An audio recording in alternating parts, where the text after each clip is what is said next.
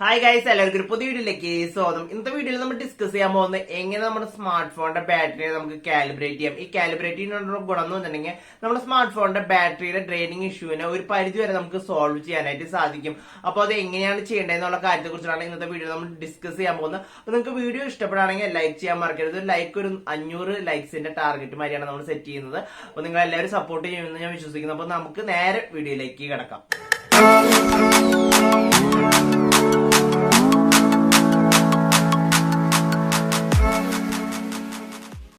അപ്പൊ നമുക്ക് ഫസ്റ്റ് അറിയേണ്ട കാര്യം എന്താണ് കാലിബ്രേഷൻ എന്നുള്ളതാണ്.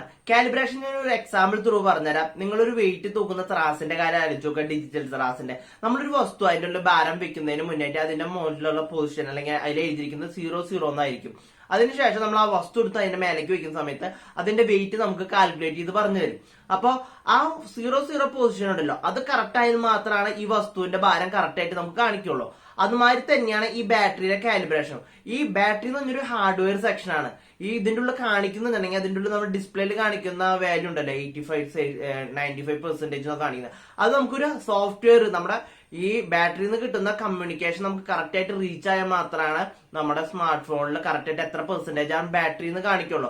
ചില സമയങ്ങളിൽ നമ്മുടെ കമ്മ്യൂണിക്കേഷൻ ഹാർഡ്വെയർ കമ്മ്യൂണിക്കേഷൻ നമ്മുടെ സോഫ്റ്റ്വെയർ ആയിട്ട് കറക്റ്റ് ആയില്ലെങ്കിൽ നമുക്ക് ചില സമയത്ത് ഫോൺ സ്വിച്ച് ഓഫ് ആയി നമ്മൾ ഓൺ ചെയ്ത് കഴിഞ്ഞിട്ടുണ്ടെങ്കിൽ അതിന്റെ ഉള്ളിൽ ബാറ്ററി ഉണ്ടായിരിക്കും. അത് നമുക്ക് മനസ്സിലായല്ലോ.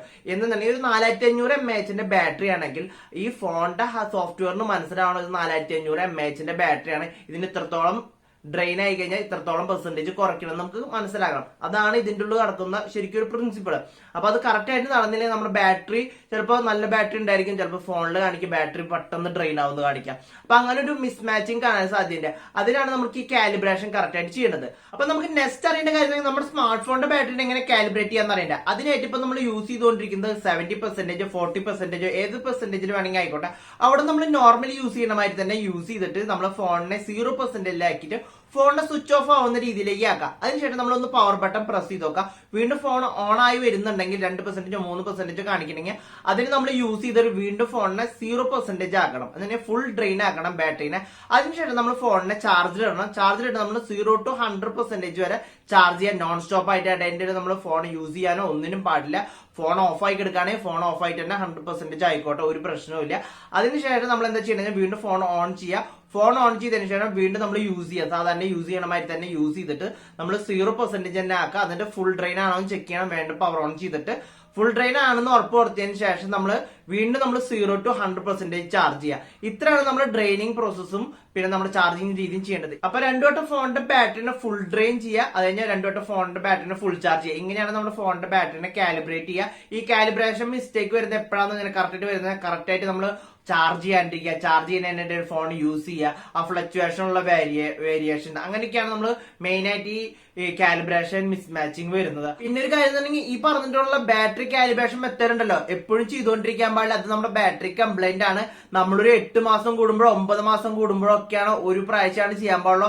എപ്പോഴും റെഗുലർ ആയിട്ട് ചെയ്യാൻ പാടില്ല. ആ കാര്യം നിങ്ങൾ ആലോചിക്കുക. നമ്മുടെ ഫോണിന്റെ ബാറ്ററി കംപ്ലൈന്റ് ആണെന്ന് വെച്ചിട്ട് എപ്പോഴും നമ്മൾ ചെയ്തുകൊണ്ടിരിക്കുന്നത് വീണ്ടും വീണ്ടും ബാറ്ററി കംപ്ലൈന്റ് ആയിക്കൊണ്ടിരിക്കുള്ളൂ. അപ്പൊ നമ്മൾ 1 ടൈം ഒക്കെയാണ് ഒരു 8 months 10 monthsലൊക്കെ ചെയ്യാൻ പാടുള്ളൂ. അപ്പൊ ആ കാര്യം ശ്രദ്ധിക്കുക. ആ കാര്യം ഞാൻ ഓർമ്മപ്പെടുത്തേണ്ടതായിട്ടുണ്ട്.